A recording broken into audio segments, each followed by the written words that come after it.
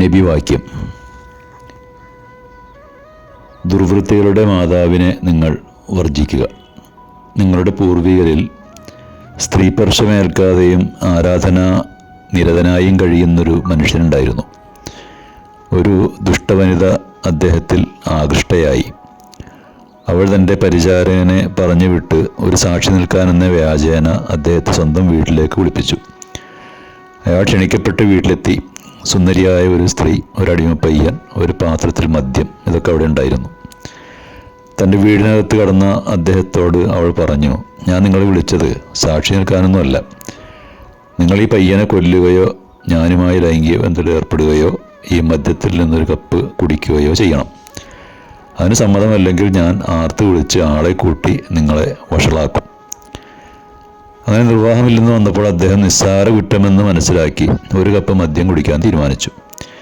അവൾ അയാളെ മദ്യം കുടിപ്പിച്ചു. അതിൻ്റെ ലഹരിയിൽ അയാൾ കൂടുതൽ കഴിച്ചു. മദ്യലഹരി തലക്ക് പിടിച്ചപ്പോൾ അയാൾ വ്യഭിചാരവും പിന്നീട് കൊലപാതകവും നടത്തി. അങ്ങനെ 3 വൻപാപങ്ങളും ചെയ്തു.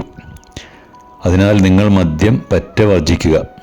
ദൈവവിശ്വാസവും മദ്യപാനവും ഒരാളുടെ ഹൃദയത്തിൽ ഒന്നിച്ചുണ്ടാവില്ല. ഒന്ന് മറ്റൊന്നിനെ പുറത്തിയാടിക്കുക തന്നെ ചെയ്യും.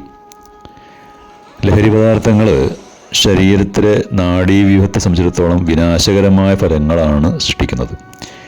ഇസ്ലാം മദ്യം നിരോധിക്കാനുള്ള കാരണങ്ങളിൽ ഒന്ന് അത് തികച്ചും ആരോഗ്യത്തിന് ഹാനികരമായതുകൊണ്ടുകൂടിയാണ്. കൂടാതെ ലഹരി പദാർത്ഥങ്ങൾ ധാരാളം മാനസിക പ്രശ്നങ്ങളും സൃഷ്ടിക്കുന്നു. അതോടൊപ്പം പോഷകാഹാരക്കുറവ്, ആമാശയ രോഗങ്ങൾ തുടങ്ങി നിരവധി രോഗങ്ങൾക്കും അത് കാരണമായി തീരുന്നു. മനുഷ്യ ശരീരത്തിലും മസ്തിഷ്കത്തിലും ലഹരി പദാർത്ഥങ്ങൾ ചെലുത്തുന്ന വിനാശകരമായ സ്വാധീനം തെളിയിക്കാൻ കൂടുതൽ ശാസ്ത്രീയ ഗവേഷണം നടത്തേണ്ട ആവശ്യമില്ല.